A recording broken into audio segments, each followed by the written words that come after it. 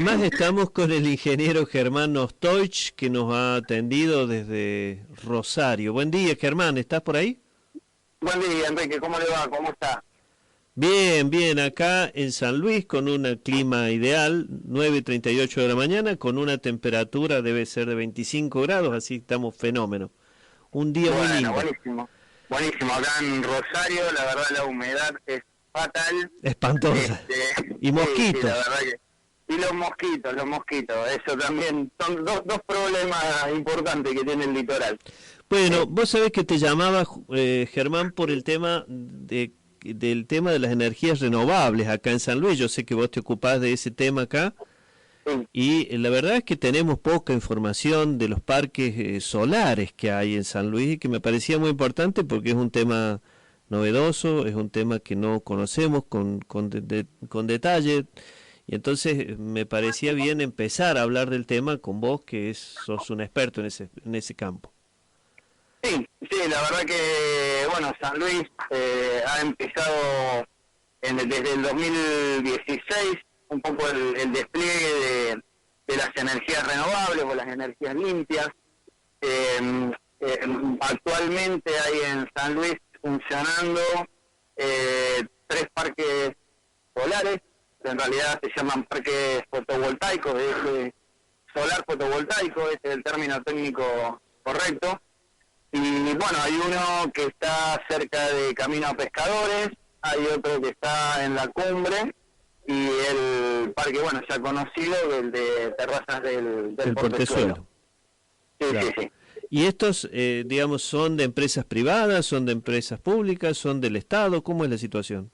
Bueno, hasta ahora los 2 primeros parques son de empresas privadas que han realizado inversiones dentro de lo que fue hace un par de años el proyecto del Plan Renovar, que había lanzado, bueno, el gobierno anterior, El gobierno de Macri. Sí. y el gobierno de Macri, exactamente. Y bueno, son 2 parques, uno que pertenece creo que a la empresa Glaser, que también está trabajando, según me han comentado, en la ampliación un poco del parque. Y Es el que está en bueno, Pescadores. no, ese es el que está en la cumbre. El que está en Pescadores es de una empresa francesa, o sea, en realidad responde a inversiones francesas de la empresa Total Eren, que es líder en Francia y en Bélgica y en Holanda, en Países Bajos, en todo lo que son las energías limpias y los combustibles. Lo bueno, hay que aclarar que los 2 primeros parques, el de la cumbre y el parque de Pescador, que se llama Caldenes del Oeste, son la característica que tienen que inyectan energía al mercado. Ajá. Es decir, ellos generan, se venden al mercado eléctrico y no es de consumo domiciliario.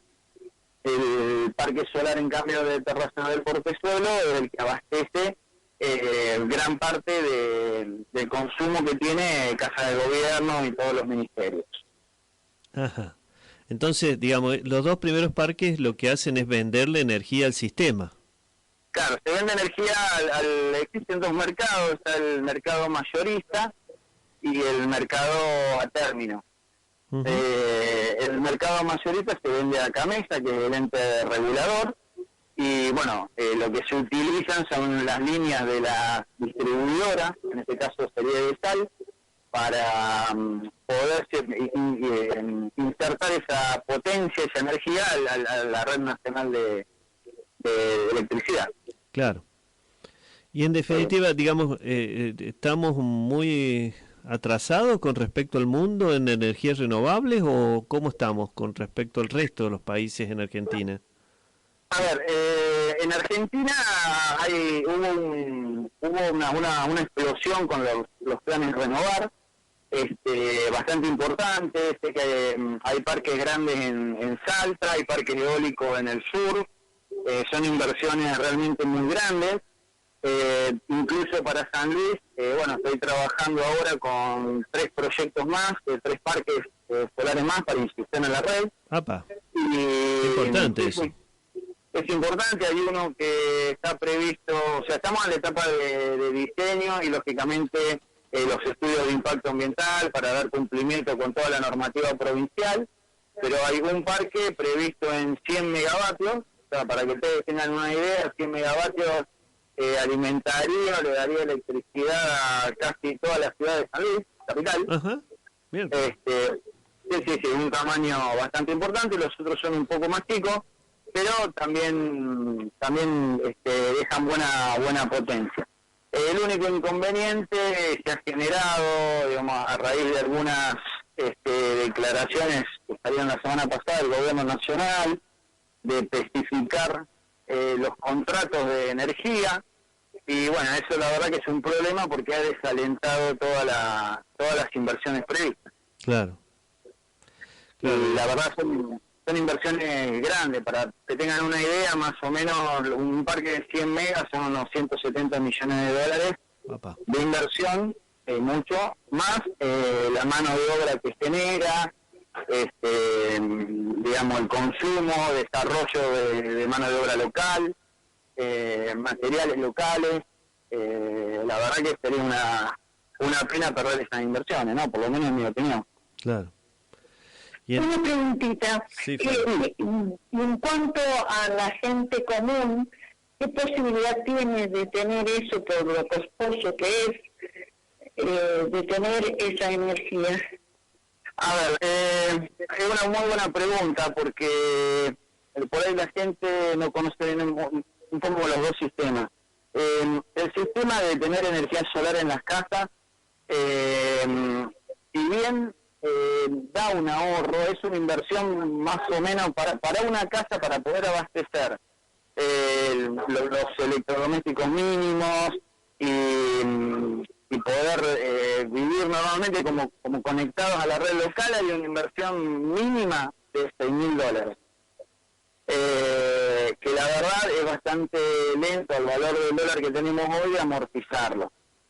Entonces hay otro sistema que es lo que se llama la generación distribuida, y consiste en instalar medidores que se llaman bidireccionales, donde uno en su casa genera esa energía, la inyecta a la red, y en otras instancias o en otros momentos del día toma potencia de la red.